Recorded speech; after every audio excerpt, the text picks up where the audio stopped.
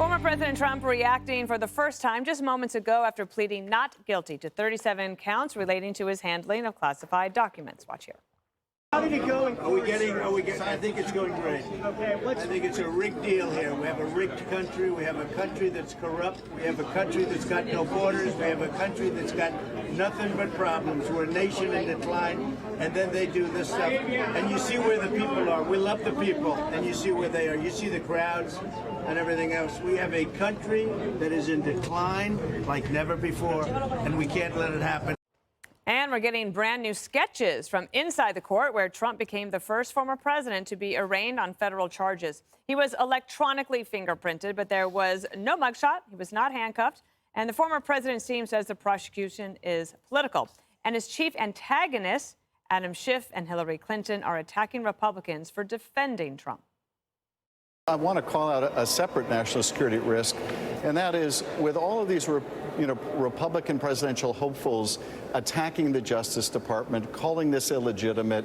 Even those who are criticizing the president are still criticizing the department. The response that we've seen in polling from Republicans suggests that they're going to stick with him, that it's more of a cult than a political party at this point, and they're going to stick with their leader. Wow, she never learns. I had not heard her say that. Okay, we'll get to that in a second. Judge, feel free to comment on anything on the court or not. I just can't believe she just said that. She never learned the Durham report came down, 3 weeks ago and said she made up the Russia collusion hoax. No. She told Biden, she told... Insulting, calling them the deplorables and the deplorable. Well, we're all a basket of deplorables, God. And she hates us. I mean, if you support Donald Trump, you're part of a cult. I mean, you have no control over yourself. Look, I think today was a sad day for America. I really do. I think that, you know, if you kind of look at it from 30,000 feet, you have the most popular candidate running for president in the United States, a former president himself, being indicted by a special counsel that works under the indictment and under the administration and needs the approval of the attorney general to get this indictment. Which administration's president wants to run against this now defendant in a serious criminal case? I've said from the time we first heard this last week, you know, I don't believe that any documents have been destroyed. I haven't heard that anyone was given access to documents. And I think that the broad brush espionage claim is something that, you know, Americans instinctively and intuitively feel that, oh my God, he's anti-American. Well, I don't know of anyone who is more pro-American, but there is no evidence, no one's saying, in spite of the fact that they got the narrative out there before the indictment was even unsealed. We knew everything that was going on before it was unsealed, before the defendant was arraigned. We had this narrative. We found out how many top secret, confidential, et cetera, and yet there is no indication that there was any harm. Harm is an essential element to the crime of espionage. I want to say that again. Harm is an essential element to the crime of espionage. Otherwise, you're dealing with the Presidential Records Act, which was created in '78 because Johnson and the rest of them couldn't figure out what was a presidential record and what wasn't. And this is now the criminalization. It was because Nixon had all the boxes loaded up, and Johnson or Ford was like, "Is that allowed? I don't know if that should be allowed." And so they. Yeah, you're right. Right. So they passed a law and they figured it out. But I just want to say a couple more things. We've got a prosecutor whose reputation has been sullied by the United States Supreme Court and juries across this country. But you also have a guy who's promising a speedy trial in a case that involves classified documents. Trump is not up to speed right now in terms of his representation. He needs attorneys who are classified document approved. So, for example, you would have to have a death penalty defense attorney who has the credentials in a death penalty case. The same in a classified documents case. This is going to take a long time. And in the end, I think it's almost laughable that we're going through this right now with absolutely no indication of harm, where the standard is harm to the country. Jessica, one thing about this is that I think that people on the Republican side would say, well, clearly there's a double standard. If you're a Clinton, then you don't get prosecuted. If you're a Republican, and if you're Trump especially, you're going to get prosecuted. What about that double standard that Americans feel? And also, could you comment on, do you think that Hillary Clinton is insane for what she just said? So I'll go with the second one first. I don't think that Hillary Clinton is insane. I would never use the term deplorable again. Obviously, that was something She said almost worse. She said they're in a cult. I don't think it's a cult, but I think that Donald Trump holds an almost mystical level of power and control over a large swath of the Republican base, and they are immune to taking in new information, new negative information, new dangerous information, new potentially criminal information about him. And so to that sense, I understand what she was trying to say, but obviously it's going to be cut up, it's going to be used as sound bites. That's no good. A couple of things. So the Presidential Records Act, and Andy McCarthy was talking about this earlier today, it doesn't apply to agency documents. So the way that people are using this to say, I think you said it yesterday, Jesse, oh, you know, he's allowed to do this. He's not allowed to do it. And there are legal experts. Yeah, it is a good argument that he's not allowed to have those documents. He can't decide when he declassifies them. He admitted that on tape, which is going to be a huge piece of evidence in this.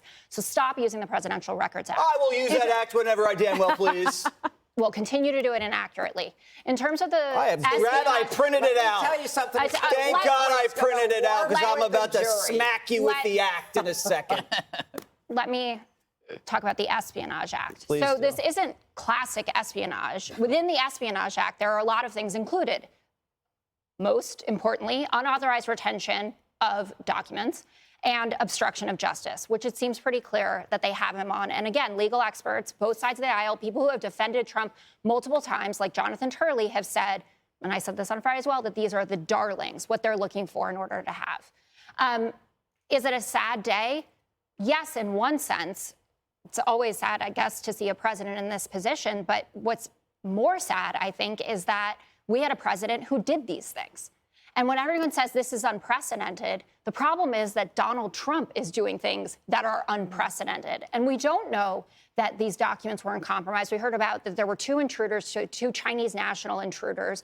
We know that he waved around a classified document in front of Mark Meadows. Now you care about Chinese nationals. But what do you, the amount of deflection that goes on when I say something about China and you go fang fang, or I say something about this and then you just throw Hunter Biden's a crack addict. Who cares? Talk about what happened today. Talk about the indictment and don't make up things. Use legal experts. That's a good transition. Jesse, talk about the indictment. Well, I'm glad. Today. But before I get into the act, which I have right here, you said something that the Trump voters are immune from taking in new information. That's such BS, Jessica, because we're actually learning about the Presidential Records Act. We're learning about the Espionage Act, and we're actually making legal arguments and using precedent and comparisons to how the Justice Department has treated Democrats. So the fact you're saying like, oh, we're just going like, oh, yeah, I don't want to know. You're the ones that don't want to take in any new information. You're the ones when you show bank records of the Chinese lining the pockets of 9 Biden families, you don't even want to talk about it. You don't want to acknowledge the fact that there could be tapes of Joe Biden talking to the Burisma executives that the FBI has buried. That there has been a $5 million bribe allegation. You're hear no evil, see no evil. Don't point fingers at the right and say you're a cult when your side won't even wrestle with any of the facts. Okay? Now, here's the act. This is an Obama judge, by the way. Quote, under the statutory scheme established by the Presidential Records Act, the decision to segregate personal materials from presidential records is made by the president at his sole discretion. Let me finish.